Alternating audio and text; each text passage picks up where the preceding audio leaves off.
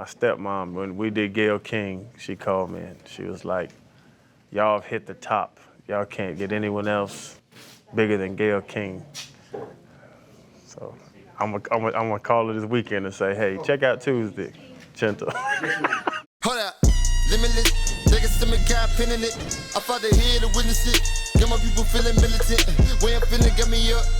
On the mission, got me up. Knowing me, I got the key. On this vision, I can trust. Limitless, niggas to me, guy pinning it. I fought to hear to witness it. Get my people feeling militant. Way I'm feeling, got me up. Since we started the Pivot, we've always been asked what's our Mount Rushmore of guests. And there'll still be Michael Jordan left, and Dave Chappelle, and Denzel Washington. After today, one of those will be off. Some people call him Michelle's husband, Malia and Sasha's father, philanthropist, author, fashionista. What most people call him is the 44th president of the United States of America. So today, the Pivot knocks off one of those Mount Rushmore guests with President Barack Obama. Gentlemen. Oh my goodness. Gentlemen. President Obama, it's a pleasure. How you doing? Good to see you. Good to see you as well. Pleasure. Good to see you as well. How you doing, sir? I'm doing well. Good Yourself? to see you. Likewise. It's an honor, brother. How you doing? Yes, sir. Good Good, to see you, baby. Shane. Yes, sir, Sure. man. So before we start, I got two questions. I know you're supposed to be asking the questions. The first is, does RC have a twin? Because I see him in the morning, then I see him at night. He got this thing, he got that thing. I You don't have a working twin. hard, brother. I do work hard. I don't have a twin, though. Although, I would have sent him to work today because I'm actually supposed to be there right now.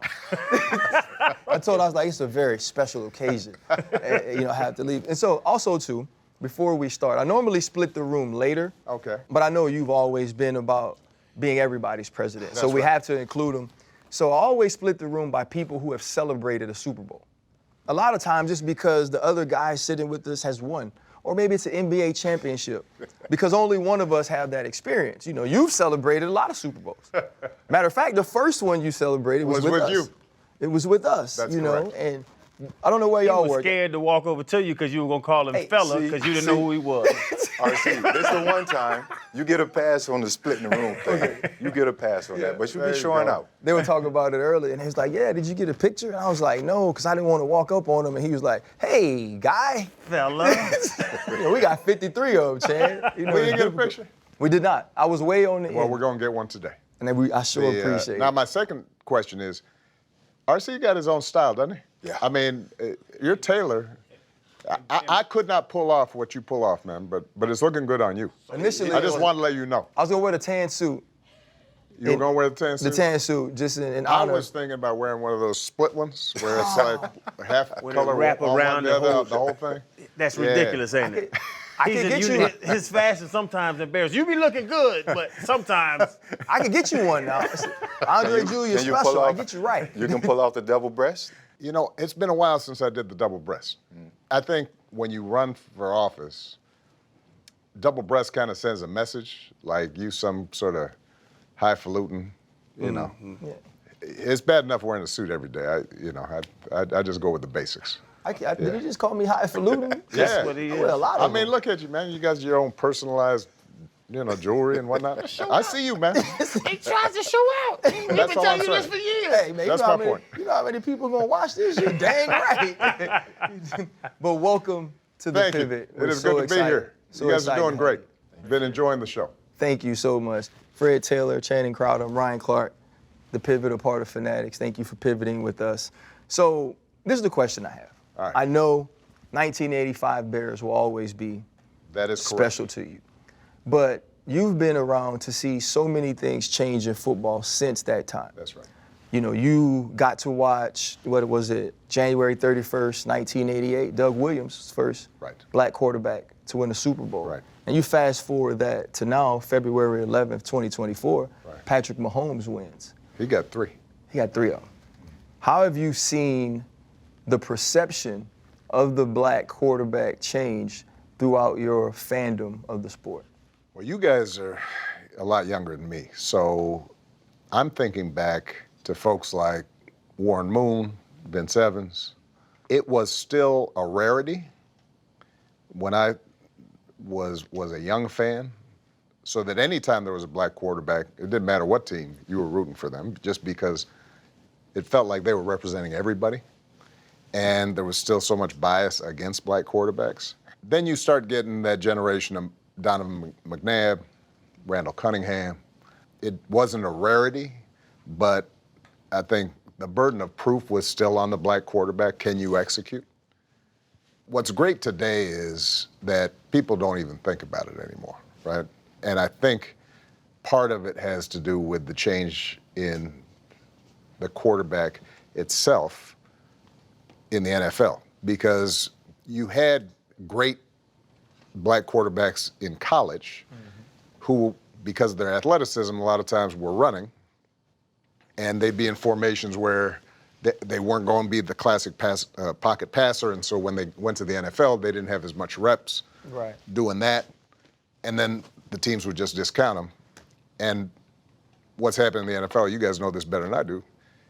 Everybody understands if you don't have a mobile quarterback these days, you're going to have problems.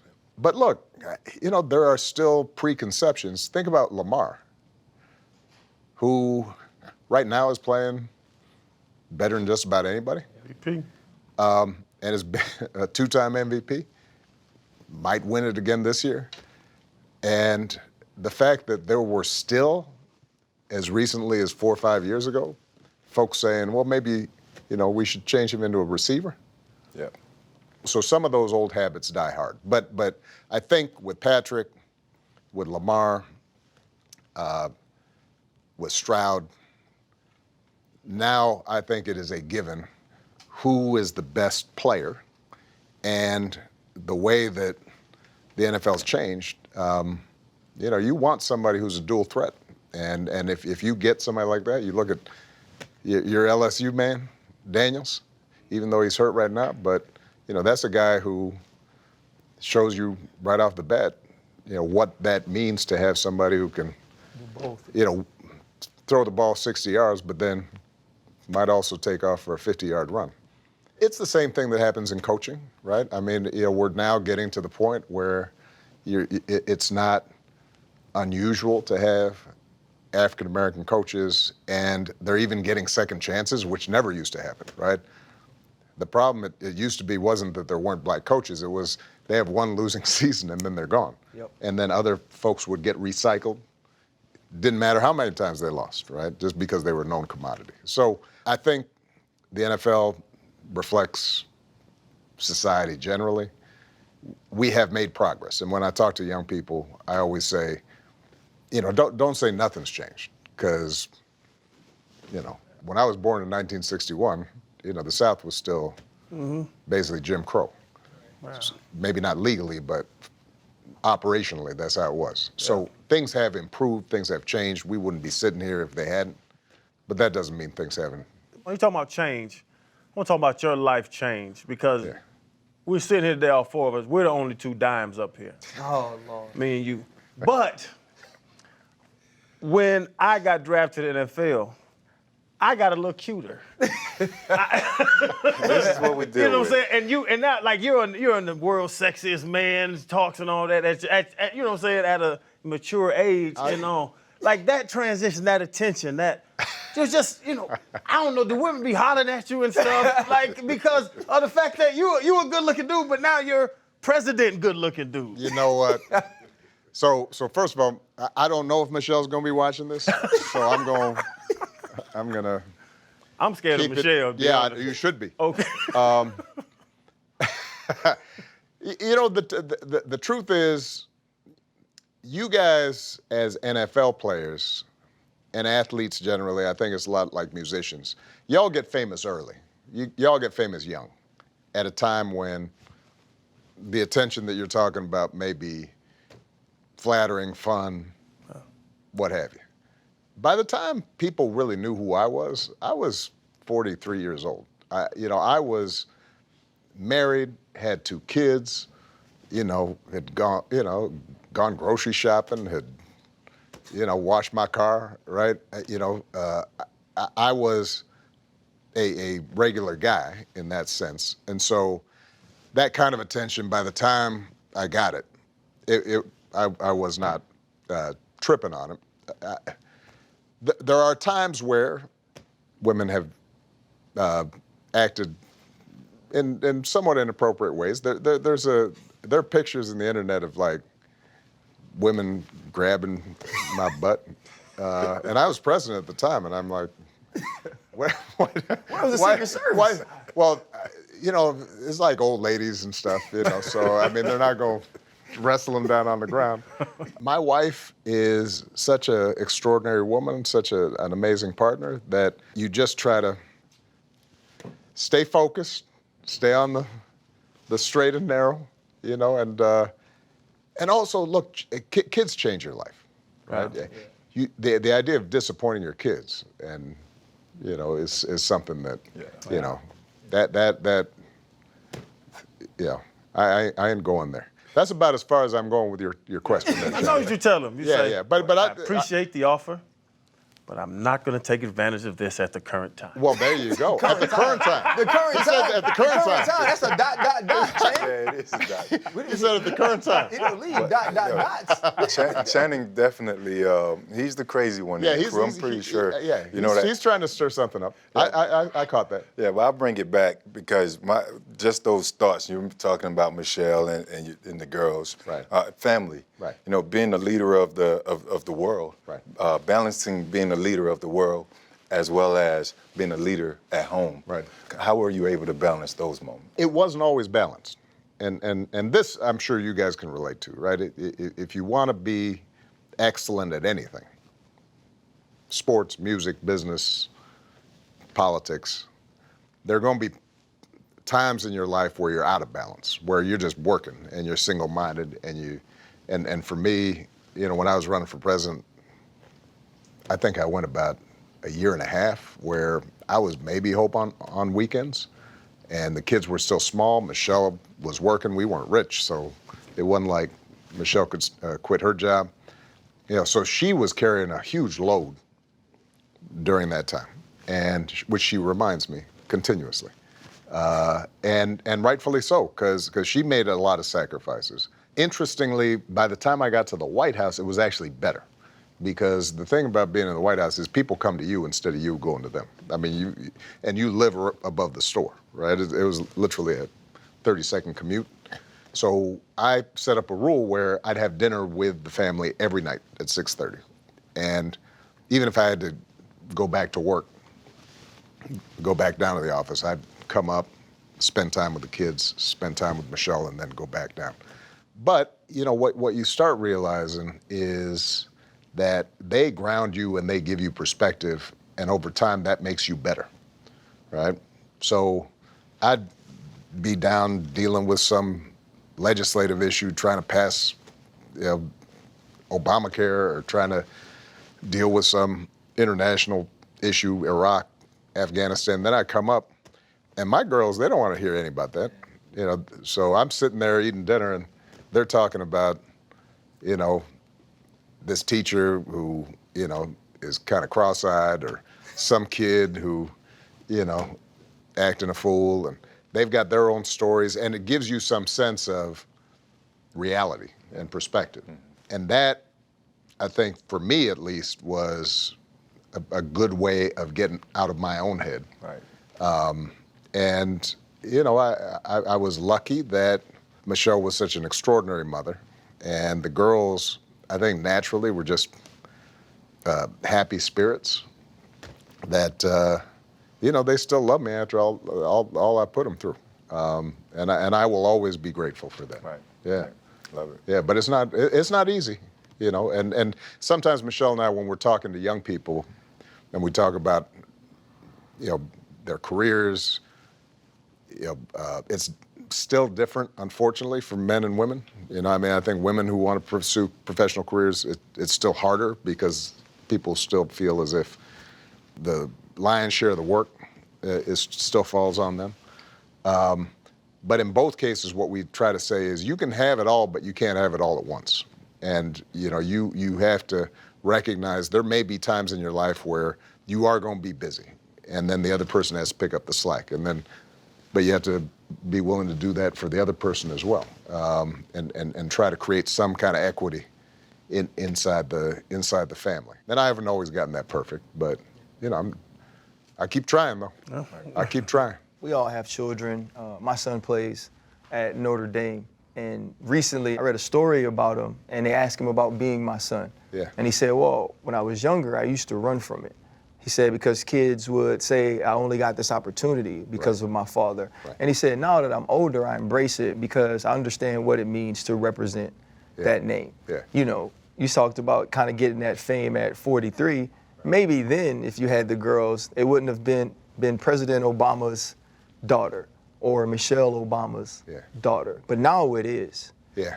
When you're having these conversations about life, right, with your girls, how much do you impress upon them about making sure they make their own way? The challenge for us is letting us give them any help at all. I mean, they're very sensitive about this stuff. They're very stubborn about it. Malia, she's making movies. So she made her first movie. And, I'll be a dad, I'll brag a little bit. Donald Glover. She's working with Donald. And, her first film went to Sundance and all these fancy film festivals. And she didn't use Obama as director. On the credits, it said Malia Ann. She used her middle name and didn't put Obama on there. I was all like, you do know they'll know who you are. Right. And she's all like, you know what? I want them to watch it that first time and not in any way have that association. So I think our daughters go out of their way to not try to leverage that. And, growing up, the press was pretty good. I basically made a deal with the press pool at the White House press corps. I said, you can follow me around, you can talk about me, you do whatever you need to do. Leave my children alone because they have the right to grow up. They didn't choose this, right? Let them grow up. And to the credit of the press, they did leave them alone. Now, as they've gotten older, there's been some paparazzi stuff going on, and it drives them nuts, because their attitude is we're not looking for all that. So they're grounded. When Michelle and I were talking about me running, our biggest concern was, will our kids end up weird, right? Yeah. Because it's a weird situation. Yeah. But I've talked about this. One of the great blessings was, we brought my mother-in-law, who recently passed and who was just an amazing woman I loved. And she was the most down-to-earth, South Side, straight up. Like, if the kids misbehaved, she'd be like, y'all know you haven't done anything, right? Your parents have. Don't you guys start acting entitled. And so everybody was on watch to make sure that they both had a normal childhood and that they did not feel as if they got something that they hadn't earned. They've turned out amazing. I can't brag about them enough. To that point, though, it's weird or, normal, you say. Yeah. They can't live, Michelle can't live normal forever. Honestly, we seen these big bastards walk in when you walked in. If I get up right now, they're gonna jump on me. That thought of that you can't go run and grab something to eat if you want it. No. You can't just go on vacation. It's different. But is it worth it that the rest of your life is what it's gonna be? I talked about this the other day because somebody asked me, what do you miss most? Or what would you like to do? And the thing I miss is just walking around and nobody knowing who you are. You don't realize what a benefit that is until, you try it and suddenly you got 100 people asking you for selfies and all that. But I also have to remind myself that's a high-class problem to have, right? A guy who's been more famous than me for a long time was Bruce Springsteen. And I've gotten to know him because he's been really supportive around a lot of issues and campaigns. And he said to me one time when I mentioned this, he said, Barack, that's the price you pay for living your dreams. And he's right? I mean, you pursue something, you end up achieving what you want to achieve, and there are going to be some trade-offs. But I do miss it. I was joking the other day about there have been times where I've thought about, yeah, we'll try a disguise, put some dreadlocks on, get a beard, mustache, walk around. But even then, my daughters and my wife remind me, because sometimes we'll walk in some quiet places, and they'll say, "Don't talk now," because it's true. If they hear me, the other thing is the ears, they're too big. I got to put on a hoodie or a cap or something, because folks say, "Man, I've seen those ears before." The difference in, your children's upbringing as to yours were they had both you and your wife Right. in the home. Right. That wasn't your wasn't the case for experience. me, yeah. And you said, I've grown up Indonesian, Hawaiian, Right. black, Right. white. Right. How have all those different perspectives and experiences shaped you to be who you are now? It's interesting because, I don't know if you guys have been to Hawaii. It is a blessed place to grow up as a kid because you're outside all the time. It's safe, and there are people from all different parts of the world. Everybody's mixed up. So as a kid, when I was young, it was just great because you're not thinking about it. When I became a teenager, it was more challenging because back then there wasn't a big black population in Hawaii. There is now because a lot of the military bases, folks get stationed there, they look around, they say, well, I might just stay here. And so now you've got a big black population. When I was a kid, though, like just trying to get a haircut, trying to find a barber was tough, right? Had to get the fro right. Yeah, yeah. And so you're thinking about it, you're thinking, all right, what does it mean to be a black man? A lot of how I define myself came from sports, right? Came from basketball, it came from movies. You're watching Shaft and Superfly, and it wasn't until I moved to mainland that I think, being in a community where I was in the majority all the time, I think makes you feel like, all right, you can take a breath and just be you. But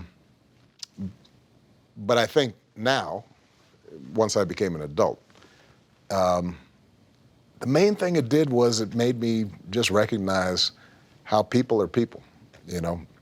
Everybody's got different experiences, right? So we have, as African Americans, we have a specific culture.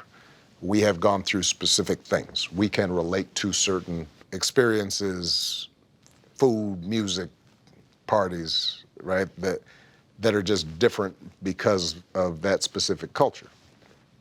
But one thing I've come to see and recognize, because one of the great things being a president is you go everywhere, you meet people from all walks of life, you see everybody.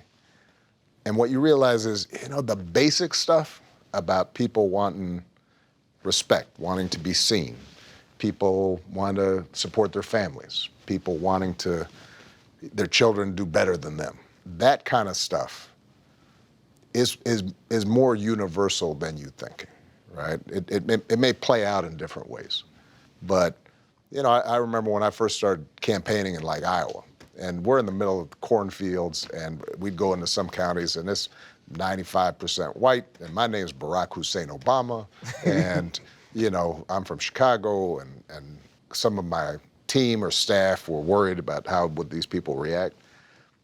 And then you go into somebody's house, and they got like the Jell-O mold, and they got the Ritz crackers with the cheese whiz, and they got the doilies and the little figurines, and it's like, oh, that's my grandmother, that's Michelle. We talk about her family, who I love. These are folks originally from South Carolina, come to Chicago, South Side, never really left that, their little place, but the way they interacted, how important family was, what they cared about, really wasn't that different from those folks in downstate Illinois. That people, you'd think there's nothing in common, but actually there's a lot in common. And that's the kind of politics I tried to, present, right? Which is, look, we've all got different experiences, and things aren't always fair, and let's be honest about that. But I will come to you believing that I can understand where you're coming from and what your life's like, and I expect you to be able to understand me. I'm not going to assume that we have to be divided or that we're not going to be able to somehow find common ground. You know, and finding common ground, I remember the night you won. Right. And the older people in my life legitimately shedding tears because I'm sure you've heard it. I never thought I'd live long enough to see a black man be elected president. And also part of that feeling is you weren't just electing a black man, you were electing this great man. And sometimes we put these great men on pedestals that make them hard to touch, tough to reach. Right. And so now that you've moved out of that presidency and now you're trying to connect with these different communities and teach them different things and sort of hip them to what's going on. Right. Tell me why it is that the black community now, the young black men now should feel that Barack Obama, who can't walk into a store, who can't go grocery shop or cut his grass anymore, how could we relate to him? I think one of the blessings of being an African American, I'm not saying it's unique to us, but I do think it's true for black folks who've been successful, is you got somebody in your family who's not. Yeah. Right? So that's true for everybody, all of us here, right? And so when we have a barbecue or a Thanksgiving at our house, we got folk from all walks of life. And friends that we, go back 40 years and who are still struggling, still trying to pay the bills, still dealing with, the rent. And so in that sense, I'm lucky. Michelle and I, we didn't come from privilege. And so there's no doubt our lives now are different. But our memories and our relationships have not changed that much, right? If I'm talking to my barber, that's somebody I've known for a long time. He remembers when I could only afford to cut my hair once a month, and it looked raggedy. But $20, that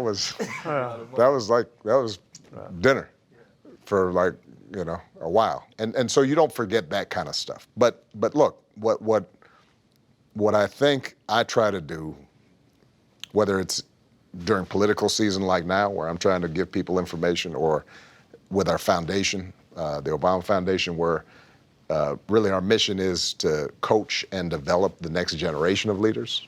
Who's the Barack Obama out there or the Michelle Obama out there right now, not just here in the United States, but in other parts of the world, who are doing amazing things on healthcare or education, and we'll bring them together and coach them and give them a platform, lift them up, create networks for them.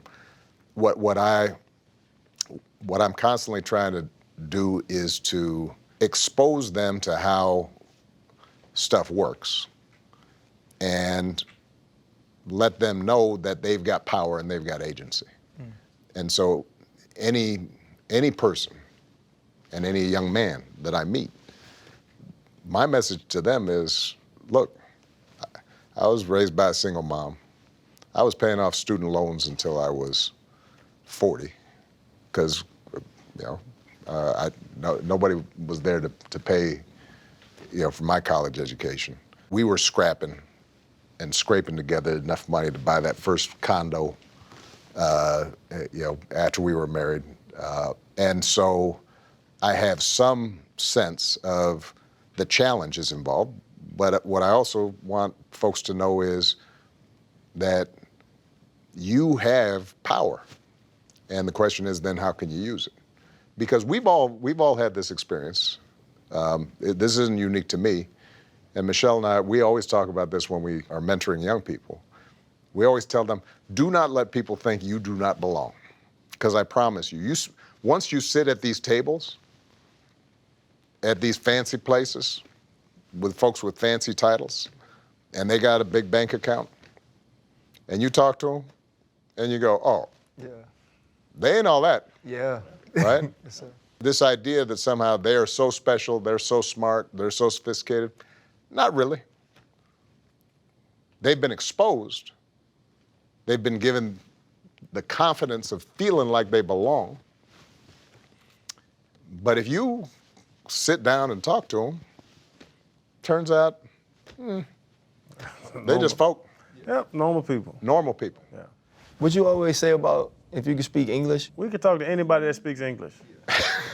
Like, I don't care where you at, what money you have, what you own, what this, what that. If you speak English, I can sit down and talk with you. That's my point. And the benefit for Michelle and me, because we came up, and at each stage, you go to Harvard, and wow, it's Harvard. And then you find out, oh, Harvard's full of some fools and people that you would not put in charge of anything, but they're there. And there's some really amazing, brilliant people too. And then you go to, the U.S. Senate, and you look around and, everybody's represented. Smart people and dumb people, right. Good people and bad people. Yeah. And then now suddenly you're meeting at the group of, 7 world leaders are all in a room, or the United Nations, and same thing.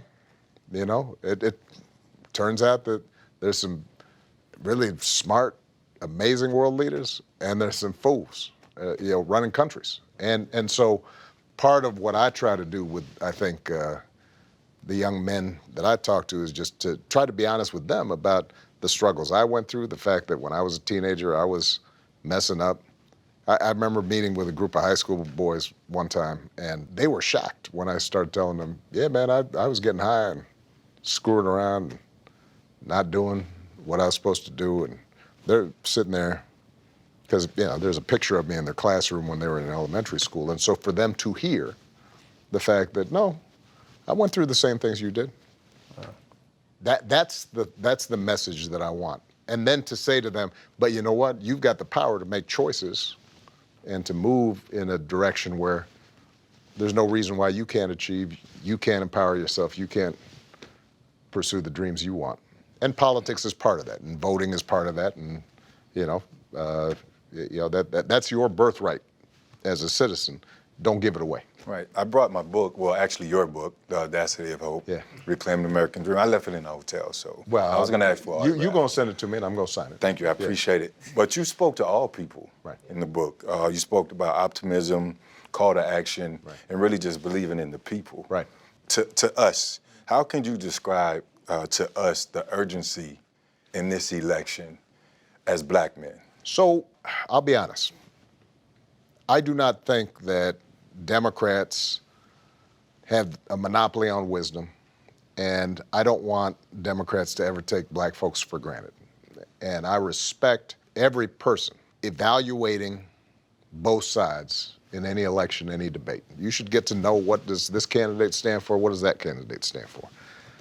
The truth is, historically, initially the Republican Party was the party of Abraham Lincoln and freeing the slaves. And for a long time, Democrats, their base was in the South, and the Dixiecrats, they were pro-Jim Crow.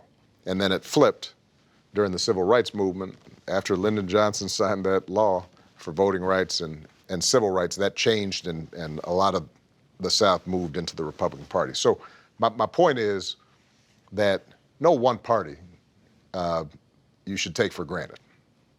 I will say this, right now, that the candidate that I'm campaigning for, Kamala Harris, I think stands for the kinds of inclusive opportunity, treating everybody with respect, believing that we have some obligations to each other, believing that if there's poor children, whether they're in inner city or in a rural community, that they deserve the same kinds of opportunities and good education and a chance to get a good job as anybody else.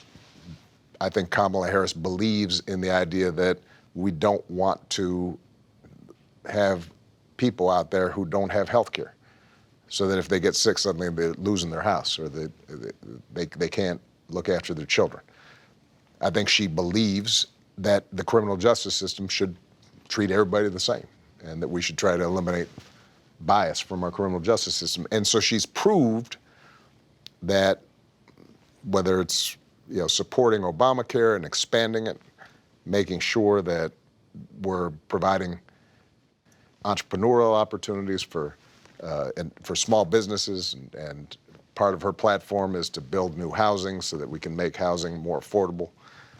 She's proved time and time again that that's her orientation is, this is how we can help communities.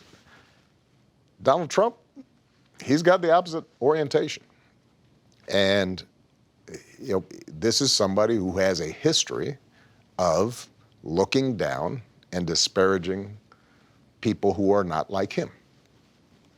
And this is well documented, right? I mean, his father built a business not renting to black people and was very explicit about it and was sued for it. And when Donald Trump wasn't even in politics, you have the case of the Central Park Five, where 5 young black kids, teenagers, are accused of beating a woman in Central Park. And he's taking out full-page ads saying they should be put to death. Turns out they were innocent. Yeah. When I was president, he essentially got his political lift by suggesting I wasn't born in this country. Didn't matter what birth certificates we have. So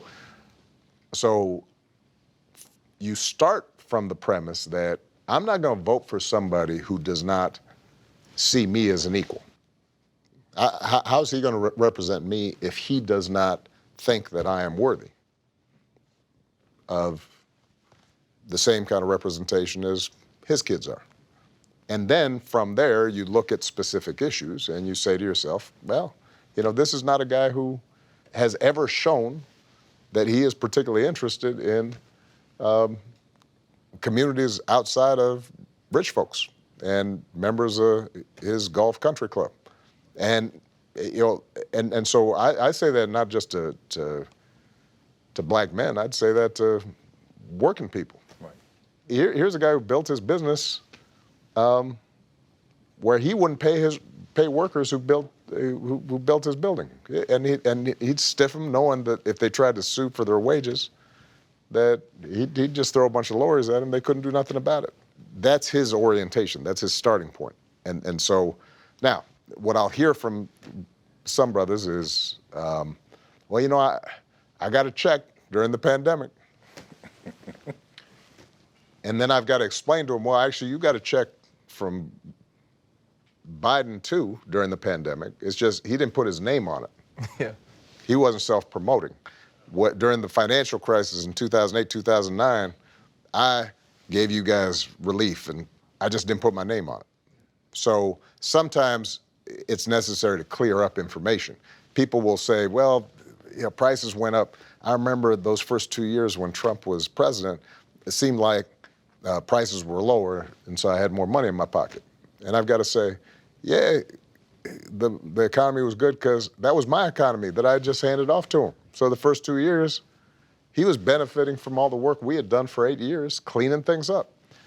So don't be fooled by that. So it's a combination of specific issues, but maybe more important is what are the values and the character of the people who are running? And if Kamala Harris knows you, knows your life, went to an HBCU, has, just like we were talking about earlier, family who is middle class, working class, who struggled, who knows how sometimes opportunities are blocked through no fault of the people involved just because they haven't had a chance, and wants to do the work to help those folks.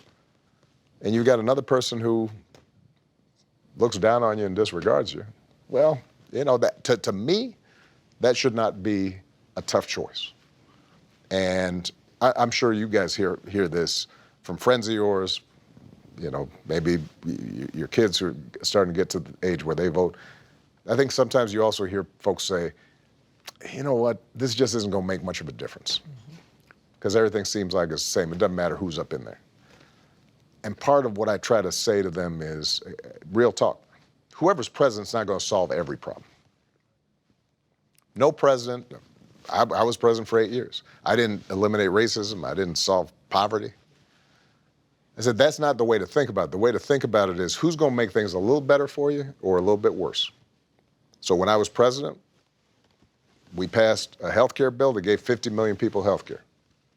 And Kamala, as part of the Biden administration, helped to make medicine cheaper for seniors.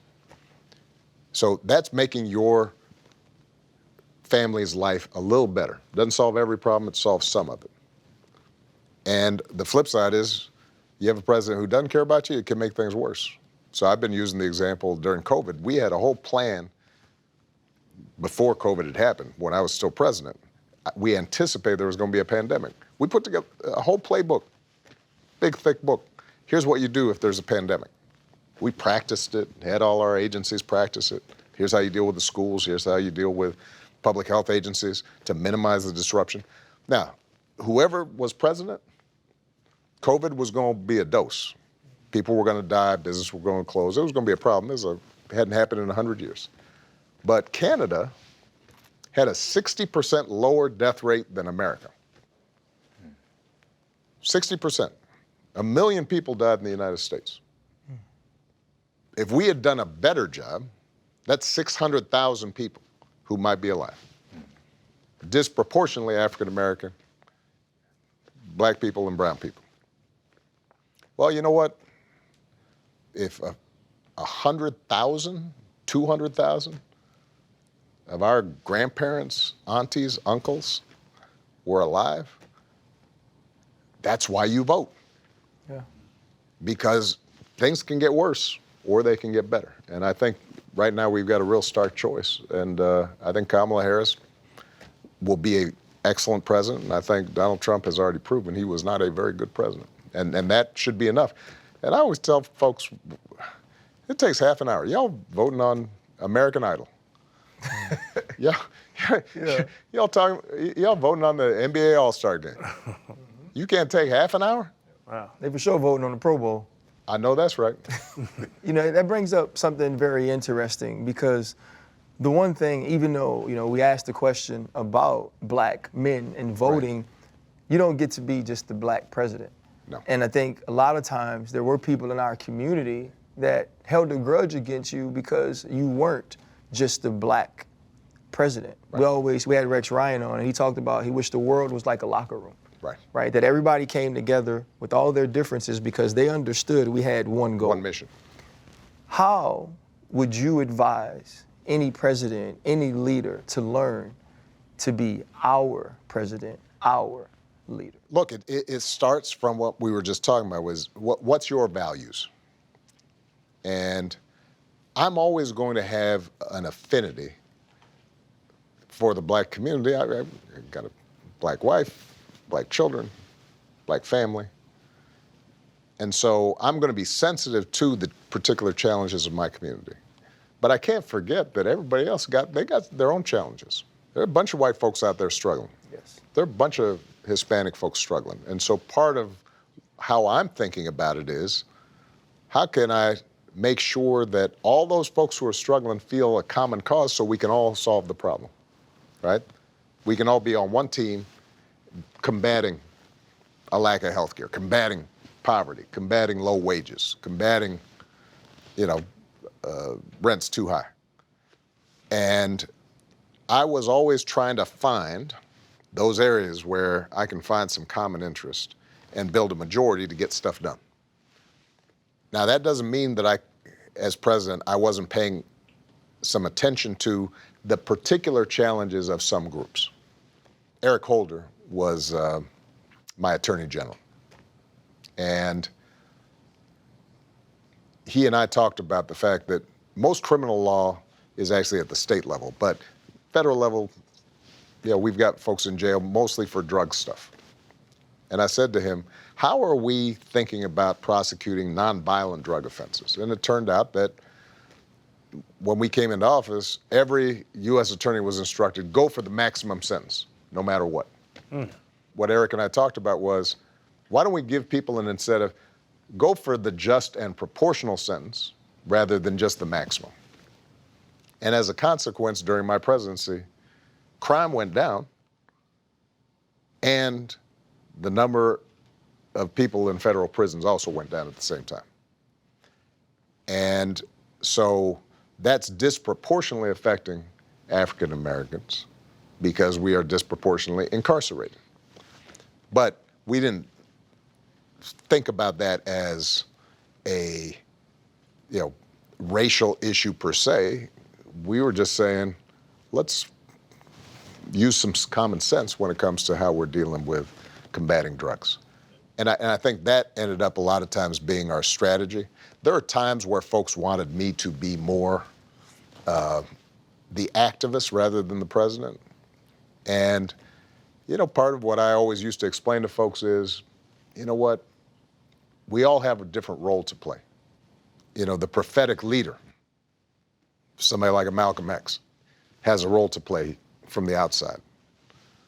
But you also want folks on the inside who have a different role to play in terms of moving progress forward.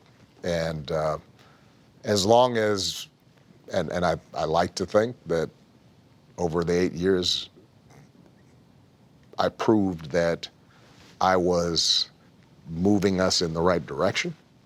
There's always going to be some folks who, want you to do more of this or more than that. And, being in politics, look, what y'all do in football is a whole different kind of thing. But in politics, you do get toughened up just like y'all do in football where, you just get used to taking some hits. Yep. If you're going to play this game, you're going to take some hits. And we used to call folks who weren't on the field of battle on a daily basis, civilians. Somebody hurt their feelings because somebody tweeted something. Yeah. I was all like, dude, I got 1,000 tweets, death threats. Somebody gonna talk about me every day, and you just get a thick skin the same way you guys.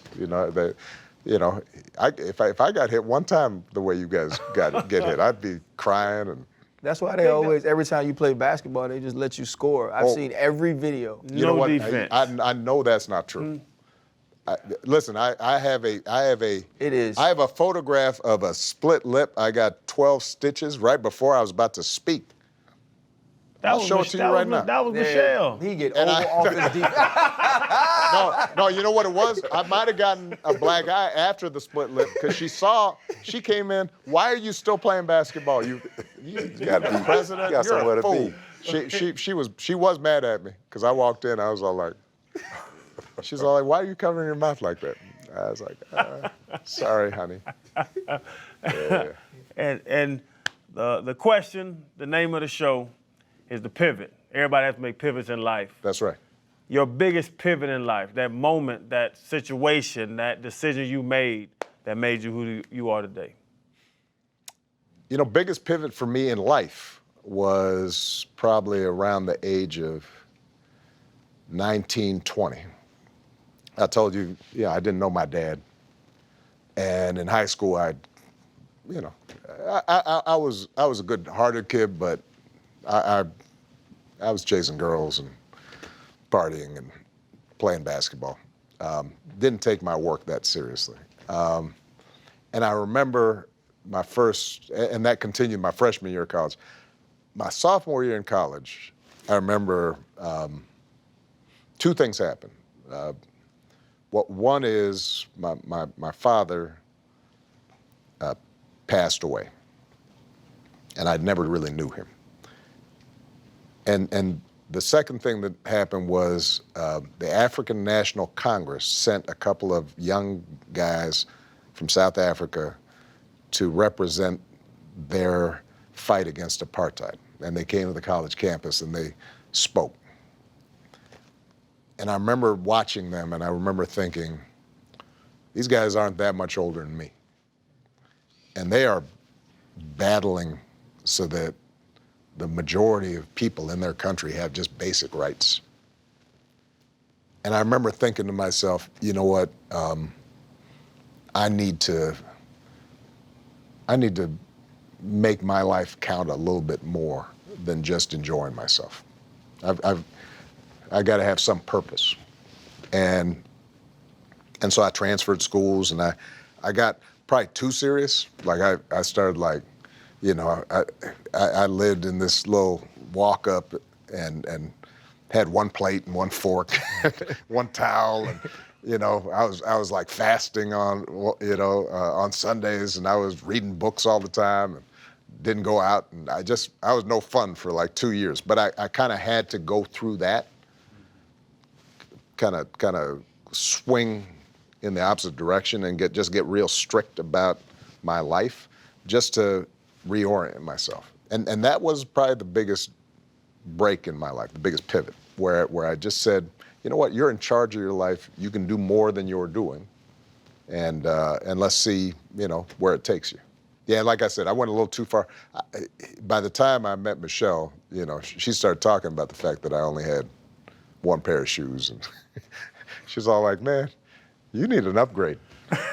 Yeah, you did, and also too, you know, I'm sure people know, but it takes a lot of heart and gumption to pursue your supervisor at work. You know what? So, just for your viewers who don't know the story, so I'm 3 years older than Michelle, but I had worked as a community organizer in Chicago before I went to law school. So Michelle had gone straight from college to law school. So she had graduated when I started law school. And so I went to work at this firm as a summer employee, summer associate. And so they assigned her as my summer advisor. She wasn't supervising nothing. She was showing me where the Xerox machine was. She was showing me, you know, how to keep your timesheets.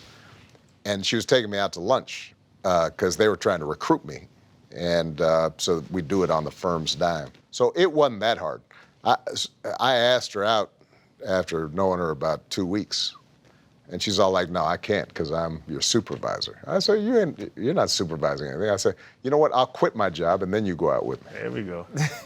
And she said, no, I'm not doing that.